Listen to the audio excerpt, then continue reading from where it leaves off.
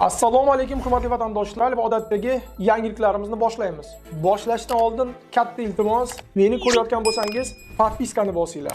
Podpiska bizning kanalimizga rivojlanishiga juda ham yordam beradi. Iltimos, shuni bosib qo'yinglar. Moskva hamda Moskva oblasti va Sankt-Peterburgdagi hamyurtlarimizga 10 yillik stajiga ega ishonchli dokument xizmatlarini taklif qilamiz. Registratsiya va uni продление qilish, трудовой договор, уведомление, spravkalar, проверка bazalar xizmatlari mavjud. Muhim eslatma, Amina ilovasi to'liq ishlamaganligi sababli registratsiya qilmaganlar zudlik bilan ushbu xizmatdan foydalaning. Hoziroq ekrandagi raqamlarga qo'ng'iroq qiling yoki WhatsAppdan yozing. O'zbekiston TVda Rossiya elchisi bilan migratsiya masalalari muhokama qilindi. Assalomu alaykum qadrli mehmonlar, videodan to'liq xabardor bo'lish uchun videoga like va podpiskatsiya tugmalarini bosib qo'ying. Tashqi ishlar vaziri o'rinbosari Olimjon Abdullayev Rossiyaning O'zbekistondagi elchisi Aleksey Erxov bilan bo'lib o'tgan uchrashuvda mehnat migrantlarining qonuniy manfaatlarini himoya qilish, kelishuv va reydlar davomida ularning huquqlarini poymol qilish va kamsitishga yo'l qo'ymaslik prinsipal ahamiyatga ega ekanini ta'kidladi. Tomonlar migratsiya jarayonlarini tartibga solish, qonuniy mehnat faoliyati uchun qulay sharoitlar yaratish hamda ikki tomonlama konsullik maslahatlashuvlarini doimiy ravishda o'tkazib borishga kelishib olishdi. O'zbekistonlik migrant yigitning Ukraina urushiga majburan olib ketilgani haqida maqola e'lon qilindi. Unda aytilishicha, Rossiyada qurilishda ishlab yurgan 30 yoshli o'zbekistonlik yigit dam olish kuni ovqatlanib kafedan chiqqanidan politsiya tomonidan ushlangan va sumkasidan giyohvand moddasi topilgan. U narkotik moddalarni politsiya tomonidan tashlab qo'yilganini aytadi. U bir necha kun saqlangandan so'ng qamoq yoki urush o'rtasida tanlov qilishga majbur qilingan. Natijada u majburiy ravishda shartnoma imzolab, Donetsk viloyatiga olib ketilgan. Tayyorgarlik bor yo'g'i 2 hafta davom etgan. U 8 oy janglarda qatnashgan. Yigitning aytishicha, frontda Markaziy Osiyodan, jumladan O'zbekistondan kelganlar juda ko'p bo'lgan. Ayrimlari pul va imtiyozlar va'dalariga ishonib borgan, boshqalari esa postavka yo'li bilan urushga olib ketilgan. U o'z ko'zi bilan ko'rgan voqea haqida 7 nafar o'zbekistonlik bir kunda o'lib ketdi deb aytadi. Frontda doimiy dron hujumlari, portlashlar va jasadlar oddiy holga aylangan. Shartnomani bekor qilmoqchi bo'lgan ayrim harbiylar qattiq jazolanganligini aytadi. Yigit katta miqdorda pul to'lab rus ofitserlarga pora berish orqali jang paytida qochishga muvaffaq bo'lgan. U urushga bormoqchi bo'lganlarni ogohlantirib, pul, uy, joy yoki fuqarolik va'dalariga ishonmaslikka chaqirgan. Uning ta'kidlashicha, rasmiy ma'lumotlarda o'limlar kamaytirilib ko'rsatilsa-da, jang maydonida halok bo'layotganlar juda ko'p. Endi sudlanganlarga Rossiya fuqaroligi berilmaydi. Rossiyada hukumat komissiyasi sudlanganligi olib tashlanmagan yoki bekor qilinmagan chet elliklarga Rossiya fuqaroligini, vaqtincha yashash ruxsatnomasini yoki yashash uchun ruxsatnomani berishni taqiqlashni ma'qulladi. Bu haqda komissiya yig'ilishi materiallariga tayanib TASS xabar berdi. Qayd etilishicha, gap Rossiya Federatsiyasi fuqaroligi to'g'risidagi qonunga kiritiladigan o'zgartirishlar haqida bormoqda. Keyinchalik aniqlangan olib tashlanmagan yoki bekor qilinmagan sudlanganlik fuqarolik, yashash uchun ruxsatnoma yoki vaqtincha yashash ruxsatnomasini berish haqidagi qarorni bekor qilishga asos bo'lishi mumkin. Shu bilan birga, qonun kuchga kirishidan oldin hujjatlarni olgan shaxslar ushbu tashabbus ta'sir doirasiga kirmaydi.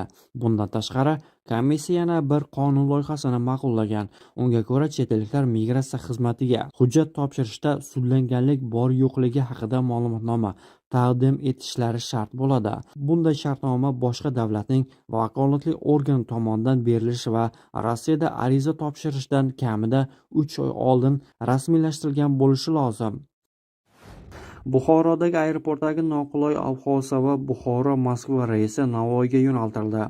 Shuningdek, ob-havo sharoiti sabab quyidagi reyslar ham o'zgartirilgan. Jadval asosida parvoz qiladi. HY 9622 Moskvadan uchish soat 12:20, Andijonga yetib borish soat 18:30.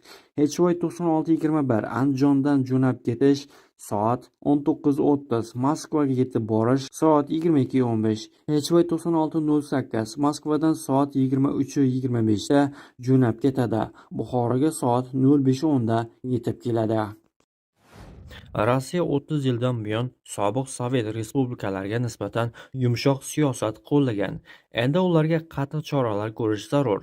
Bu haqda rossiyalik sportchi og'ir vazn toifasidagi sobiq jahon chempioni Nikolay Valyuyev aytdi. Valyuyevning tahdidicha Rossiya tomonidan kelajakda yana bir nechta maxsus operatsiyalar o'tkazilishi muqarrar. U bu borada Rossiyadagina faylasuf deb tan oluvchi Aleksandr Duginning qarashlarini to'g'ri deb hisoblashini bildirgan. Sobiq sportchining ushbu fikrlariga o'zbekistonlik bokschi Ruslan Chagayev javob qaytardi. U Valyuyev bilan jangga kirishishni taklifini berdi. Menimcha bu sun'iy intellekt tomonidan tayyorlangan. Agar unday bo'lmasa, Valyuyevning kallasini joyiga qo'yish kerak bo'lsa, men tayyorman. Jangdan so'ng u Markaziy Osiyo haqida bunday bemaza gaplar gapirmaydi, dedi u. Chagayev nutqi davomida O'zbekiston va Rossiya o'rtasidagi munosabatlar hozirda yaxshi ekanini, Valyuyevga o'xshaganlar esa buni buzishga harakat qilayotganini aytdi.